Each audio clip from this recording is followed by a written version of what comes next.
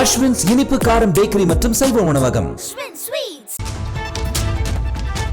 அசைவம் சாப்பிட திருப்பரங்குன்ற மலை என்ன கசாப்பு கடையா என மதுரை ஆதீனம் கேள்வி எழுப்பியுள்ளார். மதுரை ஆதீன மடத்தில் செய்தியாளர்களை சந்தித்த அவர், கீழே சைவ கோவில் இருக்கும் நிலையில் மலை மீது அசைவம் சாப்பிடலாமா என கேள்வி எழுப்பியவர், தொழுகை மற்றும் வழிபாடு நடத்துவதை யாரும் தடுக்கவில்லை என்றும், மாமிசம் சாப்பிட முயன்றால்தான் பிரச்சனை எனவும் கூறினார். மேலும் அவரவர் வழிபாடுகளை அவரவர் செய்யலாம், மற்றவர்களின் வழிபாட்டை புண்படுத்தக்கூடாது என கூறிய அவர், நவாஸ்கனி எம்பி மலையில் சென்று ஆராய என்ன அவசியம் இருக்கிறது என்றும் அவர் கேள்வி எழுப்பினார்.